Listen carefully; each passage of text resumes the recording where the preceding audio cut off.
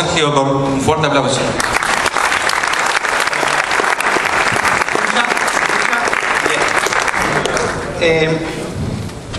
Vamos a pasar. Bueno, yo trabajé en seguridad informática hace muchos años, hay muchos que me conocen, soy bastante viejo ya. Y muchos otros años me dediqué a hacer una empresa de otro rubro y después volví a la seguridad informática. Y cuando volví a mirar Bitcoin, o sea, volví más o menos en el 2009 y Bitcoin estaba empezando en ese momento y me pareció algo alucinante. Creo que a todos acá, los que lo conocen, les parece algo sorprendente por lo menos. Y en realidad desde el 2010-2011 empecé a trabajar sobre la seguridad en Bitcoin. Y ad honorem, ayudando a los desarrolladores a mantener un estándar de seguridad que en ese momento había muchos puntos débiles. Pero también estar en esa posición de unida y vuelta con los desarrolladores me permitió también pensar mucho en el futuro, porque Bitcoin es la cresta de la ola en payments, digamos, es un poco el futuro, o es un camino hacia el futuro. Entonces todo lo que uno piensa dentro de ese área resulta que está inventando. Naturalmente todo lo que uno hace es inventar. Bueno, para los que quieran ver, meterse en internet, dentro de mi empresa se llama Certimix y tengo dos proyectos en curso. Filmcoin es un sistema de dinero digital que carga bitcoins de tal forma de realizar pagos offline y anónimos, y Quickcoin es otra moneda, alternate coin.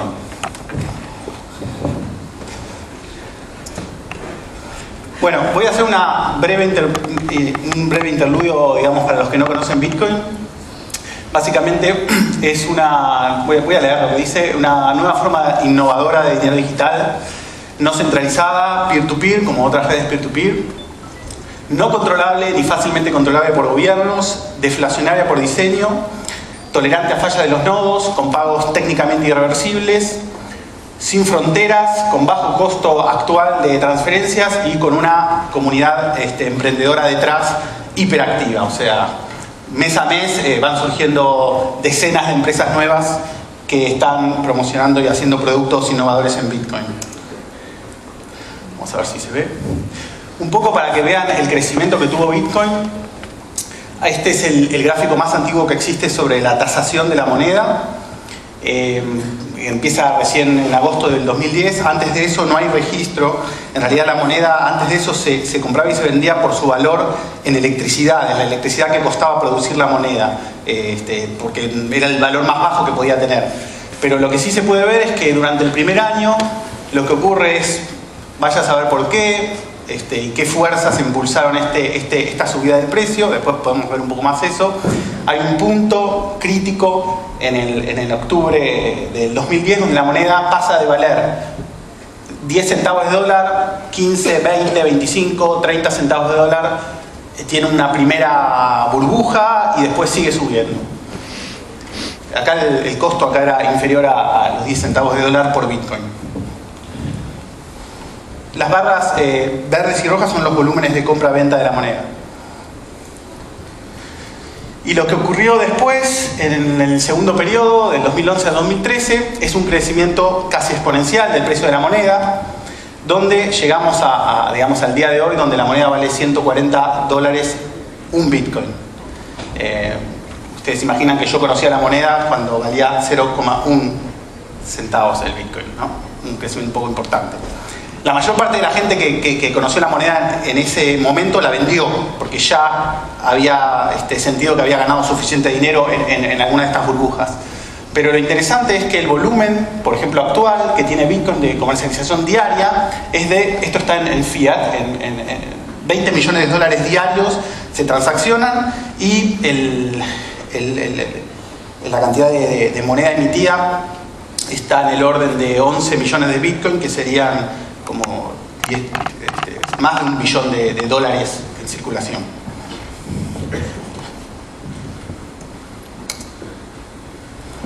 Bueno, una de las cosas que fascina a todos, no solo a los geeks, no solo a los hackers, no solo a los técnicos de Bitcoin, es la idea del creador de Bitcoin, que es un anónimo que se llama Satoshi Nakamoto. que trabajó en la creación de la moneda y casi él únicamente hizo todo lo que fue la infraestructura básica de Bitcoin, ¿no? Desde el paper fundacional hasta el primer cliente, y llevó adelante el desarrollo del primer cliente por más de un año él personalmente. Y lo interesante de esta figura es que desde el momento cero se mantuvo detrás de Tor, utilizando un email anónimo. Tiró algunos datos personales en un foro alguna vez, pero en general trató de obviar cualquier referencia a una temática que no fuera específicamente Bitcoin. Inclusive cuestiones económicas, de posturas políticas, siempre las trató de evadir, concentrándose únicamente en lo que es el funcionamiento. Como dije, en el 2008, un año después de que se le ocurre supuestamente la idea, hace el paper fundacional, y un año después libera la versión 0.1 del cliente.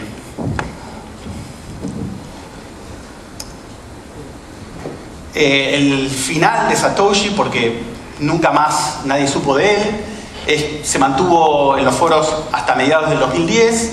En determinado momento decidió dejar el proyecto y dejarlo todo en manos de Gavin Andresen. En el 2011 se despide de Gavin diciéndole que se va a dedicar a otras cosas. Y nunca más nadie oye hablar de él. Hay miles de historias de gente que trató con él no personalmente, que trató con él, intercambió emails, y en general la comunidad trata de mantener esas cosas en reserva. Un poco el sentimiento general es que hay que protegerlo, y que es una imagen que inspira a toda la gente que está detrás de Bitcoin. Pero siempre que suceden estas cosas, están aquellos que creen que Bitcoin es en realidad un esquema de Ponzi gigantesco y que en algún momento todo se va a caer y todas las inversiones se van a perder. Y detrás de Bitcoin en este momento hay enormes empresas invirtiendo en Bitcoin. Entonces, el problema de si Bitcoin, de si Satoshi tiene dinero invertido en Bitcoin o no lo tiene, o qué posibilidad tiene él de afectar el desarrollo de Bitcoin, pasó a ser un problema ya no de chusmerío, sino un problema económico y de mercado. Dentro de las historias de Satoshi están quienes lo creen un mesías, porque va a revolucionar el mundo y eliminar las monedas gubernamentales. Y dentro de esa bolsa están los de todas las posturas económicas y políticas, o sea, los liberales y los anarquistas, y para todos es un mesías, independientemente de dónde vengan.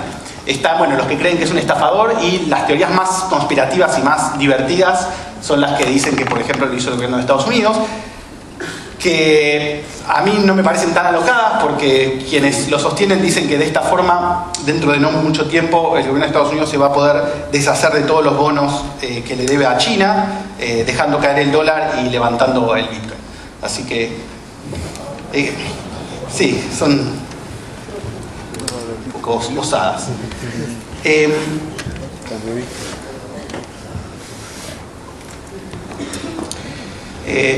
Yo mismo me interesé por este personaje de Satoshi, principalmente para responder algunas preguntas que cuando yo quería invertir en Bitcoin me resultaban demasiado importantes, que era si Satoshi, con su genialidad, con todo lo maravilloso que había hecho, había sido tan bobo de no invertir en su propia empresa, ¿no? Nadie haría eso. O sea, si uno decide crear este mecanismo fantástico, lo lógico es que decida comprar la moneda, o al menos la moneda que se emite en un comienzo, guardarla para después venderla y poder sacar algún partido económico. Sobre todo Satoshi, que tenía un conocimiento bastante bueno, aunque no perfecto, de las variables económicas. Y como yo vengo de la hacker, cripto y todas esas cosas, para mí la única forma de estudiar la Satoshi no era a través de los chismes o de ir a buscar con reporteros a ver si en algún país, si en Japón o si en otro lado existía una persona que podía ser Satoshi, sino tratar de ver dentro, hacer un análisis de forense del software o de arqueología de software, y tratar de ver qué era lo que estaba pasando detrás de bambalinas y cómo se había gestado Bitcoin desde un comienzo. Para llegar a esto y a las cosas que yo descubrí, les voy a contar un momentito cómo funciona Bitcoin para aquellos que no tienen ninguna idea. Voy a tratar de pasarlo rápido, digamos, para no... Bueno, básicamente es una red peer-to-peer, donde básicamente hay dos roles principales. Inicialmente eran el mismo, pero ahora están bien divididos, que son computadoras que participan de la red intercambiando las transacciones, y otros sistemas más grandes de cómputo que se llaman miners o mineros, que se encargan de agrupar esas transacciones y producir lo que se llama un block, que es básicamente una unidad de transacciones que intenta que no pueda ser llevada atrás. O sea, todas estas computadoras se tienen que poner de acuerdo en una contabilidad, en un libro contable, y la forma que tienen es lograr que estos miners produzcan estos eslabones del libro contable en consenso. Ahora voy a explicar cómo se logra. Bueno, la unidad básica de Bitcoin que se puede gastar se llama UTXO o Unspent Transaction Output. Cada transacción puede tener varias salidas. Generalmente estas varias salidas se utilizan para poder obtener el change, el cambio para que vuelva el dueño, que básicamente están firmadas digitalmente. La firma tiene una clave pública que básicamente permite a aquel que quiera apoderarse de esta transaction output, firmando digitalmente un papel, hacerse de este dinero. Obviamente esta dirección en principio es semi-anónima, en el sentido de que es difícil en un principio de llevar esta dirección a una persona concreta en el mundo. Y por otro lado tiene la cantidad de bitcoins asociados.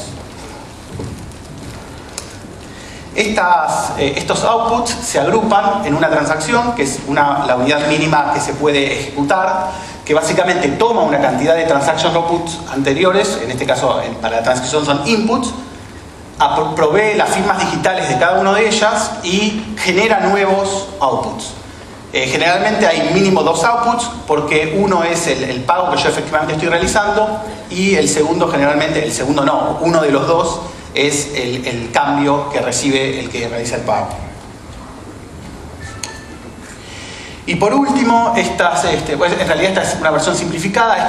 Estos transaction outputs van a un libro contable, que lo más importante es que haya un orden, que haya un consenso general en el orden de estos pagos, de estas transaction outputs. ¿Cómo se propagan las transacciones? Bueno, cualquiera de las computadoras de la red, esto lo que voy a mostrar acá es cómo funciona la red, digamos, de abajo. Después uno puede montar servicios de wallet web, digamos, que básicamente pueden concentrar un montón de usuarios en un mismo punto, pero básicamente la infraestructura son un montón de computadoras. Cualquiera de ellas puede generar una transacción y hace un broadcast de la transacción a toda la red, tiene un tiempo de propagación, y lo importante es que esas transacciones lleguen a los miners, que se mantienen, digamos, relativamente anónimos, mezclados entre estos nodos. ¿Qué hacen estos miners? Bueno, la forma de llegar a un consenso es que los miners toman un conjunto de transacciones y hacen lo que se llama un proof of work. O sea, van a trabajar tratando de lograr un cómputo muy difícil, y van a competir entre ellos de tal forma que cuando alguno de ellos logra hacer este cómputo, a los demás les es conveniente, en lugar de tratar de competir contra ese cómputo, hacer un cómputo que venga con posterioridad a ese. No sé si quedó muy claro. Cualquier cosa después sí lo respondo mejor. Entonces, básicamente un bloque tiene un header que va a contener estos campos. El bloque anterior, que es el que permite encadenar estos bloques, un timestamp, que es el momento donde el bloque en realidad es el momento donde se comenzó a generar el bloque, un Merkle hash, un Merkle tree de todas las transacciones que en ese bloque se consideran válidas. O sea que el miner, aparte de hacer este trabajo, lo que va a hacer es validar un conjunto de transacciones, y todo su esfuerzo no tiene sentido si no valida las transacciones, digamos, porque nadie va a aceptar un bloque con transacciones inválidas. La primera de las transacciones que aparece se llama Generation Transaction, que es una transacción que le paga al miner en compensación por el trabajo que hizo una cantidad de Bitcoin. En realidad comenzó siendo 50 BTC, y a medida que pasa el tiempo se va reduciendo en una función, digamos, exponencial inversa, y en este momento es 25 BTC. Pero lo importante es que el trabajo, ¿en qué consiste? El trabajo consiste en tomar este header del bloque, procesarlo a través de dos aplicaciones de SHA-256, y fijarse que el resultado del hash digest obtenido esté por debajo de un valor que se llama target, que básicamente sería equivalente a decir que ese hash digest comience con una cantidad de 0, ¿no?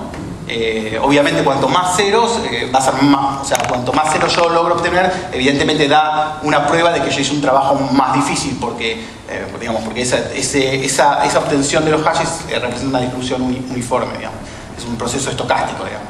Pero ¿cómo yo puedo hacer para probar muchas veces hasta encontrar un bloque que tenga esas propiedades? Bueno, lo que hay es un campo que se llama nonce, que lo que hago es incrementarlo linealmente, de tal y hasheo, hasta que en algún momento tengo la suerte de encontrar un bloque que tenga ese hash digest.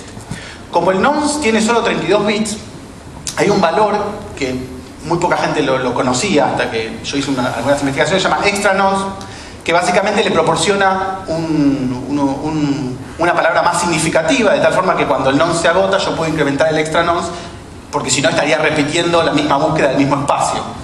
Ese extra nonce no está en el header, sino que está dentro de un campo que se llama Coinbase, que está en la transacción de generación. Pero juntos forman un único número. Bueno, y por último, para cerrar, estos bloques se encadenan. Cada miner va a construir su bloque en base a los bloques anteriores. Y esta cadena, por todo el trabajo que tiene, si un atacante quisiera reemplazar una transacción por otra, tendría que deshacer esta cadena, o mejor dicho, producir una cadena partiendo de un bloque anterior a mayor velocidad que el resto de los miners, conjuntamente. Y esto es en este momento imposible porque la velocidad de mining de Bitcoin está en el orden de los terahash, o está dentro de las computadoras. No sé si no es la computadora más rápida del mundo en este momento. Bueno, por último, la propagación de los bloques es desde los miners hacia cada una de las computadoras. Bueno, lo primero que yo hice fue mirar cuál es el bloque fundacional de Bitcoin, que es el llamado Genesis Block. Lo que hizo Satoshi, que fue muy inteligente, él quería probar de que él no había juntado moneda, que no había hecho mining antes de determinada fecha, porque eso obviamente le restaba credibilidad al proyecto. Él quería mostrar de que todos tenían igual oportunidad de obtener esta moneda siendo miners, siendo early miners, o sea, miners en los primeros tiempos.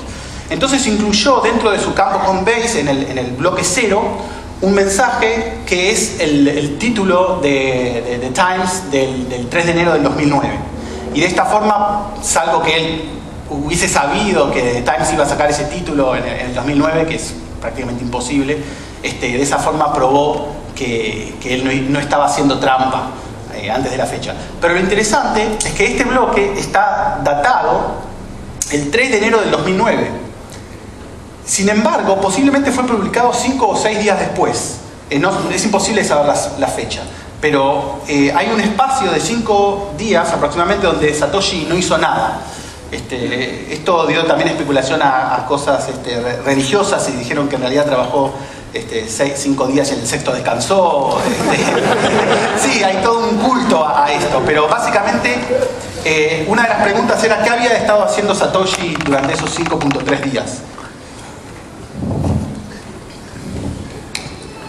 Bueno, lo interesante es que si uno mira el bloque 0, lo que encuentra es que primero hay que decir que la dificultad mínima de mining cuando empezó a aparecer Bitcoin era de 32 bits en 0. O sea, un bloque solo era válido si tenía un prefijo de 32 bits en 0. Esto es, una probabilidad en giga o 4 tera.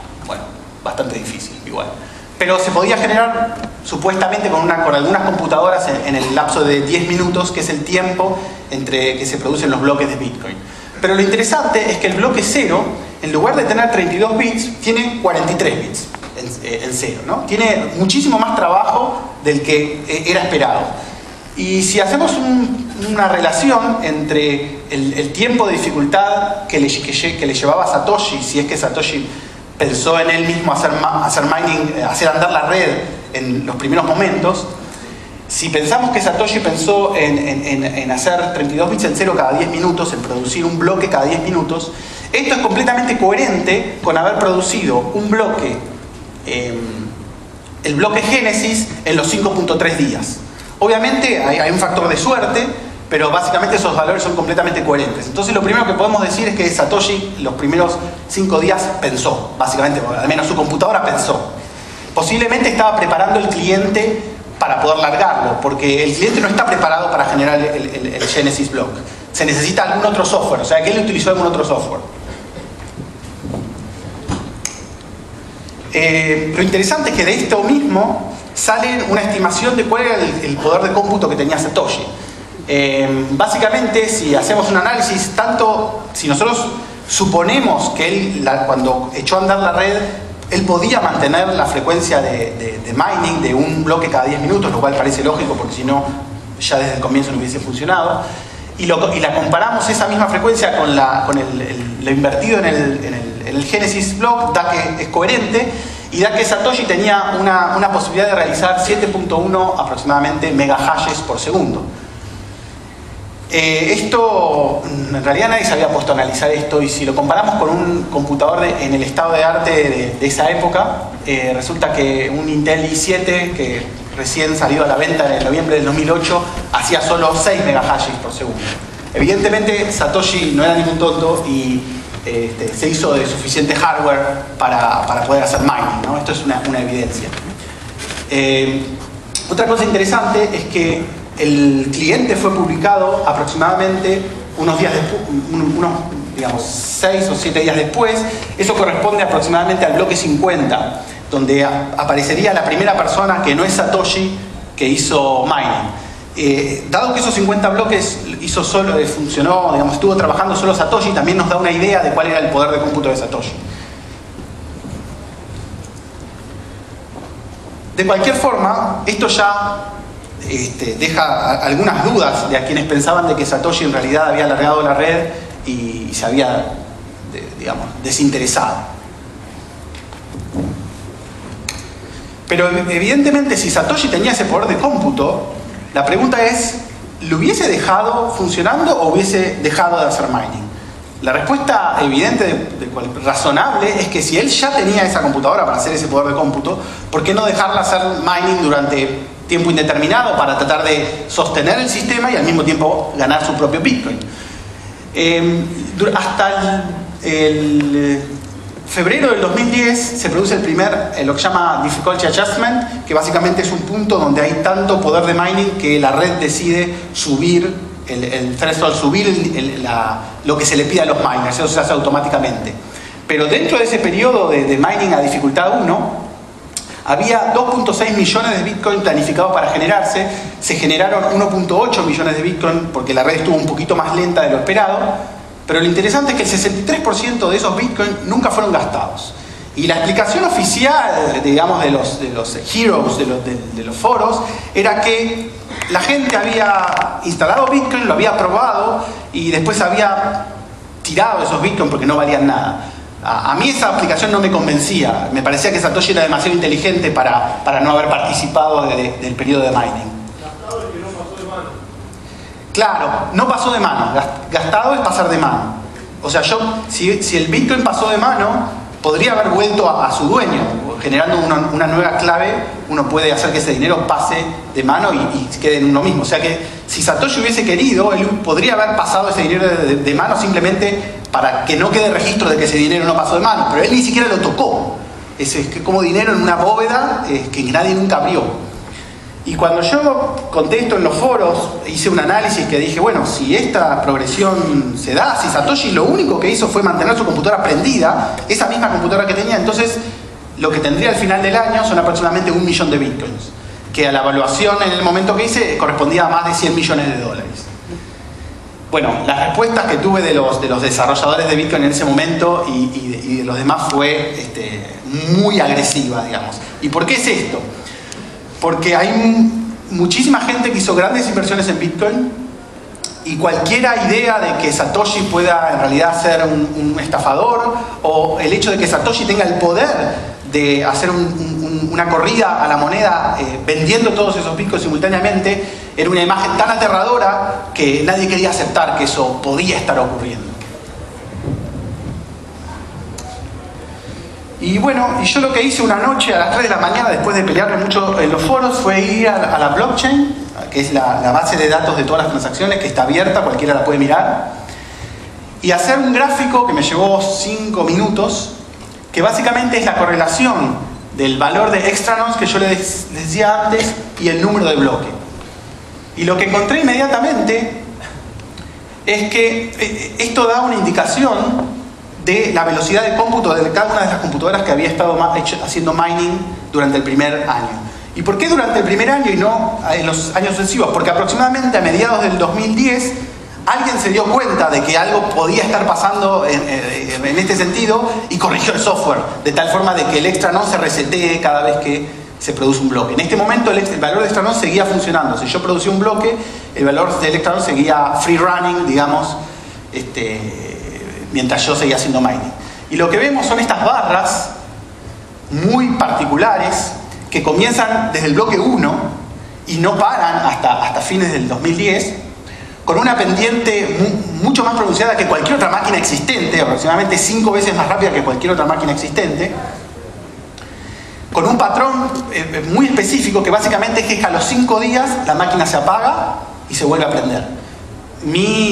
Cuando vi este gráfico, mi idea fue que en realidad lo que hacía Satoshi es hacer un backup de las wallets, digamos de todas las claves. Cada uno de los bloques, él utilizó una clave pública, un par de claves públicas diferentes, supongo yo para mantener anonimato y aparte porque el cliente de Bitcoin así lo hace. Pero él aproximadamente cada 5 días hacía algún proceso especial que bajaba la computadora y el computador volvía a funcionar. Y lo interesante de este gráfico, primero surge la idea de que Satoshi tenía un poder de cómputo abismal, que nadie tenía respuesta a eso.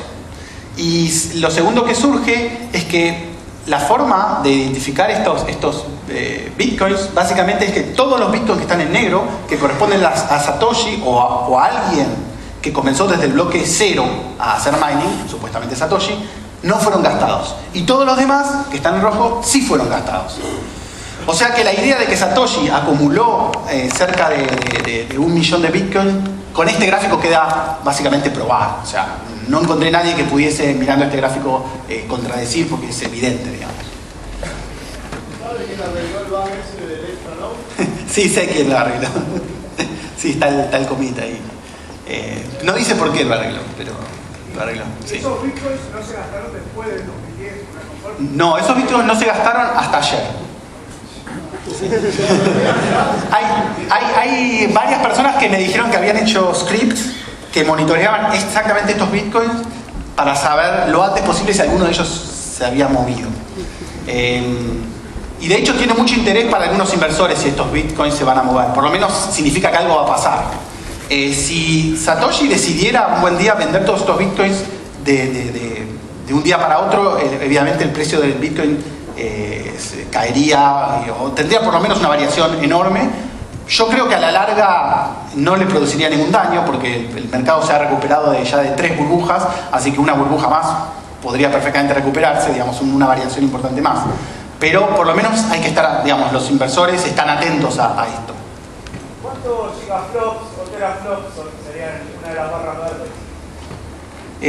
Una de las barras se ve verde ahí y acá es negro. Bueno, en realidad no son, o sea, la altura no es teraflops. Lo que está en la altura es el valor de este valor que se incrementa, que se llama nonce, y así está digamos, el número de bloques, o sea, lo más parecido al tiempo. Entonces lo que podemos ver, digamos, es que la pendiente marca exactamente la velocidad de la computadora.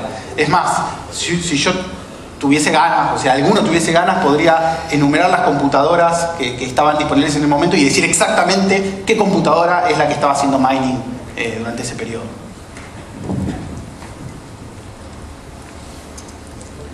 Bueno, y esto fue lo que pasó el día que yo posté la noticia. Yo posté en mi propio blog, que no lo conocía nadie, a las 3 de la mañana y me quedé tomando un té, mirando la pantalla y al cabo de 10 minutos tenía como 600 lecturas y al cabo de una hora ya tenía como 6.000 lecturas y en un día tuve, no sé si estaba en el otro, como 45.000 lecturas. O sea, todos los que conocían Bitcoin o que habían alguna vez escuchado habían leído el blog, porque no hay en el mundo 45.000 personas, al menos no en ese momento, que conocieran de Bitcoin.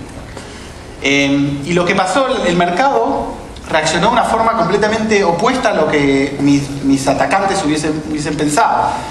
Porque básicamente yo descubrí dos cosas: que Satoshi había hecho mining, pero que Satoshi no había vendido ni un solo centavo.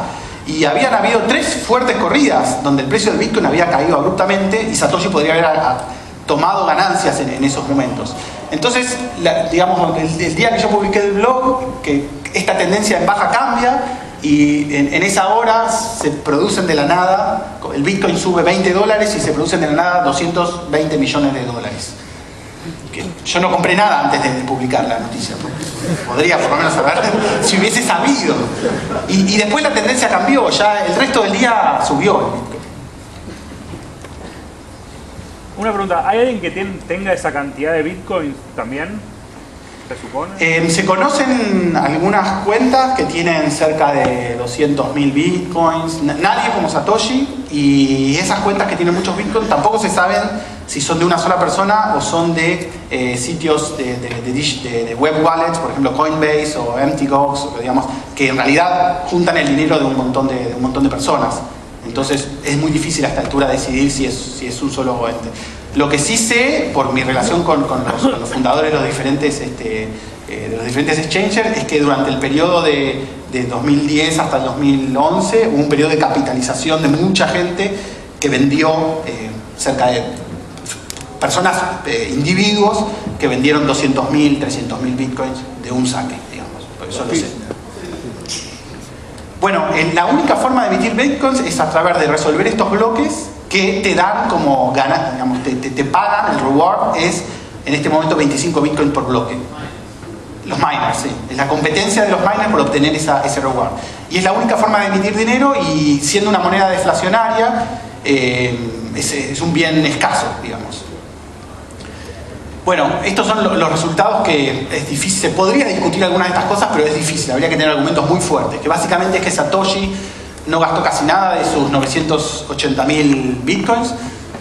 Para sacar ese número de 980.000, dado que están esas pendientes ahí, tuve que contar cada uno de esos puntos. Primero probé algunos algoritmos automáticos que detectaban la pendiente, después me di cuenta que no servían y hice un bitmap y manualmente con el Paint coloreé todos los... hice una máscara que coloreé todos los puntos que me parecían que no estaban sobre la pendiente, y esa misma máscara me permite ahora para generar un montón de gráficos, porque pruebo si el punto está dentro o fuera de una mancha, digamos. Después lo que se sabe es que el patrón Satoshi comienza a partir del bloque 1, que en ese momento la computadora de Satoshi era extremadamente potente, y hay una cosa muy rara, que es que pareciera ser que está generado por un único thread. O sea, el 6 MHz por segundo que vimos son 4 cores haciendo mining simultáneo. Sin embargo, la pendiente de Satoshi es una única pendiente. Si hubiesen sido cuatro computadoras, hubiesen visto 4 líneas desfasadas, como las otras que vimos, salvo que hubiesen sido prendidas exactamente en el mismo momento y que fuesen exactamente iguales, lo cual no creo. O sea que evidentemente él estaba haciendo mining con una aplicación especial, no era el cliente normal que los demás utilizaban. Lo que se ve allá a la derecha es el comienzo del patrón Satoshi, digamos, donde se ve el número de bloque y la altura del extranos. Es claramente una única pendiente.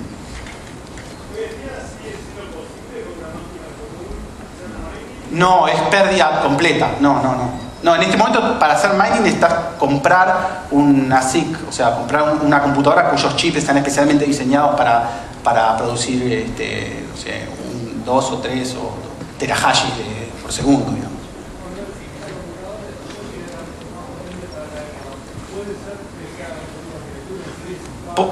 No, Risk Spark no, porque todo el cliente de Satoshi está hecho para el Little Endian. Hay muchísimas partes del código que no hacen ni siquiera mención a la posibilidad de invertir las cosas para otra arquitectura.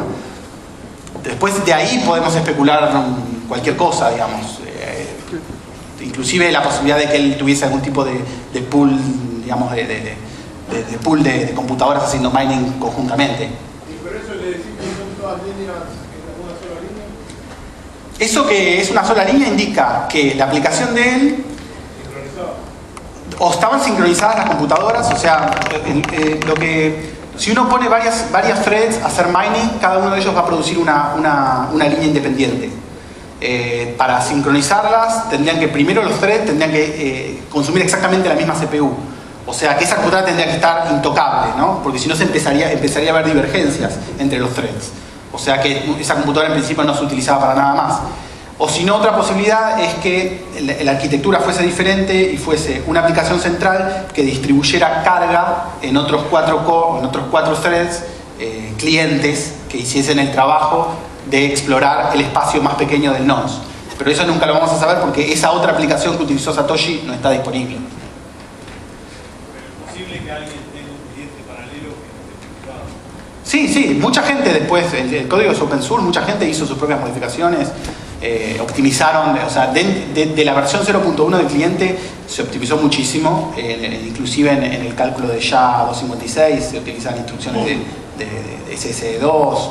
Igual todo eso ya no tiene ningún sentido porque ahora se hace todo por ASIC, así que ya pasó el periodo de la GPU, pasó el periodo de las FPGA y ahora ya es ASIC. O sea.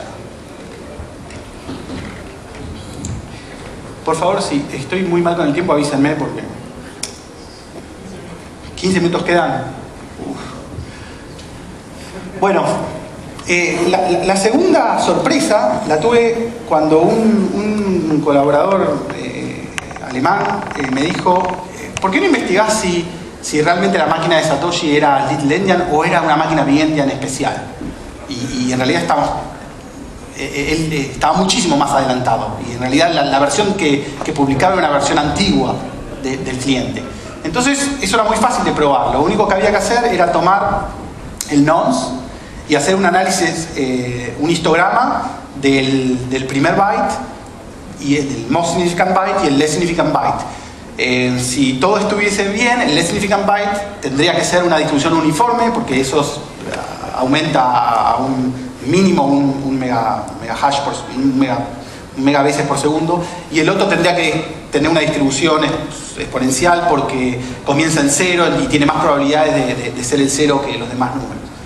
Pero cuando hice esa pruebita, también un día a las 3 de la mañana, lo que me encontré es con esta basura en el byte menos significativo del nonce.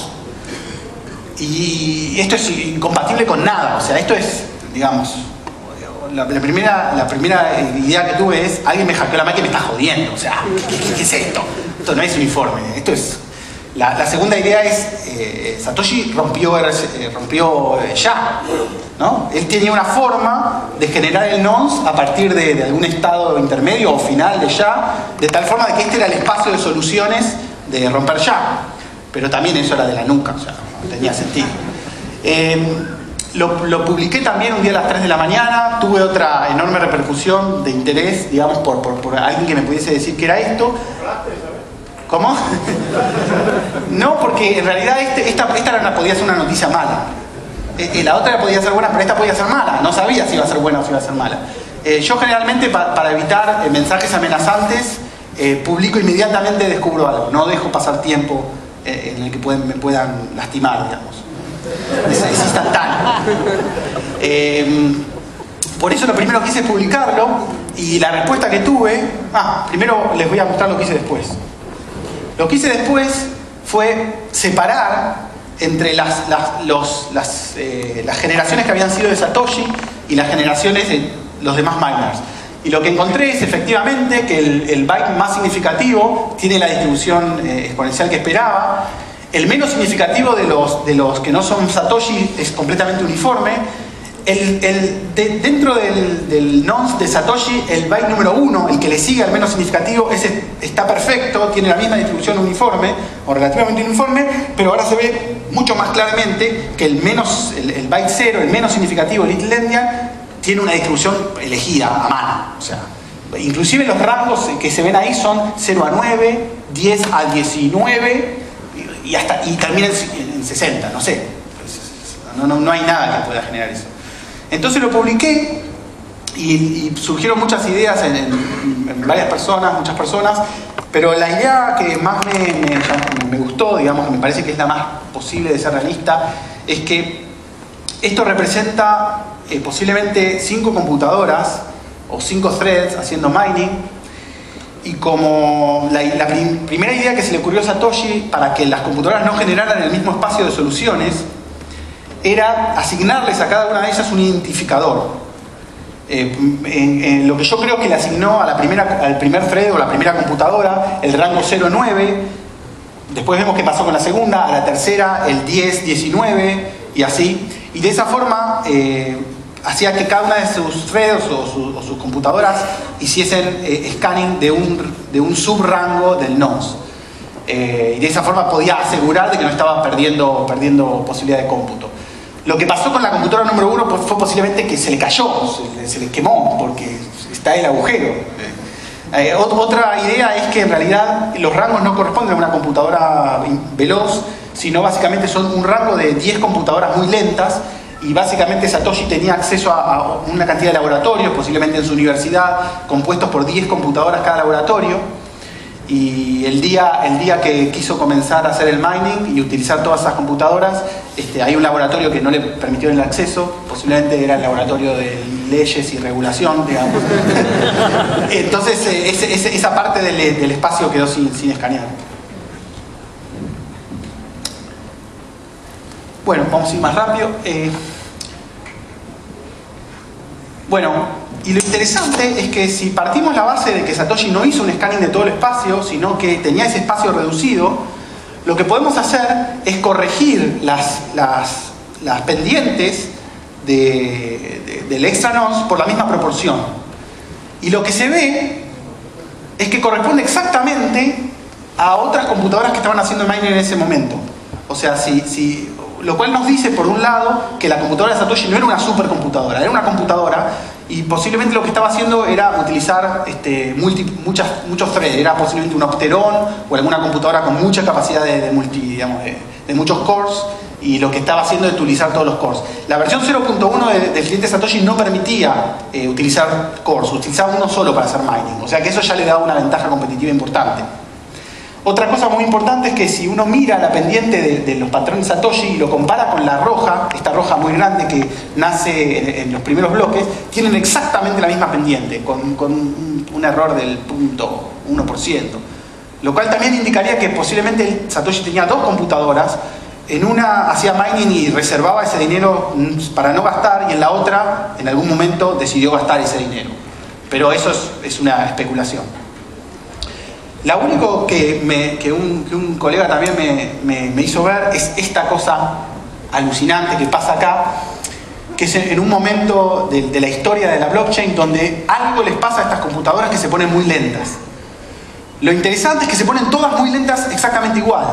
Y analizando los bloques de esa época, son bloques casi vacíos, no hay ningún hecho en la historia de la blockchain que pueda haber generado un exceso de cómputo.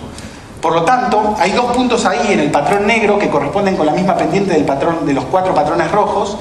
También daría una indicación de que en realidad en ese momento Satoshi estaba haciendo algo como grid computing, o sea, decidió correr un proceso en las dos computadoras simultáneamente, y eso le lentificó su mining. Pero es una hipótesis. Y la misteriosa desaparición de Satoshi, que en mediados del 2010 empezó a decir que ya no quería seguir trabajando en el proyecto, si analizamos cómo perdió su capacidad de hacer mining durante el tiempo, vemos que este es el mining que hacía Satoshi al comienzo. Las barras de abajo, que creo que se ven azules, corresponden a la cantidad de dinero generado por Satoshi, y las rojas a sus competidores. Esto pasaba el comienzo el 3 de enero del 2009. Lo mismo el 8 de enero del 2010, vemos que Satoshi está completamente relegado por los competidores. O sea, ya se hizo popular, ya están todos haciendo mining, y Satoshi cada vez gana menos dinero, y en un punto, en ese momento, Satoshi decide no hacer más mining. Decide que ya es suficiente para él, que se va a retirar, y posiblemente por eso también decide ir a otro proyecto. Bueno, para hacer un cierre, las cosas que sí podemos decir de Satoshi es que no utilizaba la versión del cliente de Bitcoin y tenía una computadora que era bastante superior a sus competidoras, posiblemente porque hacía multithreading. Utilizó 5 PC formando un mining pool, o sea, sí, 2 años antes de que alguien propusiera la idea de hacer algo parecido a un mining pool, que es cuando se juntan muchas computadoras para hacer mining. Lo que yo ya dije, que tal vez el pool consistía en 60 computadoras. Lo que yo ya dije, de que la posibilidad de que hubiese roto ya, que queda descartada. Y la última posibilidad es que Satoshi nos estaba dejando un mensaje a todos, nos estaba cargando una vez más. Y en realidad, en esa reducción de la cantidad de nonces, hay un alfabeto codificado y hay algo que nos está escribiendo, o que nos estuvo escribiendo.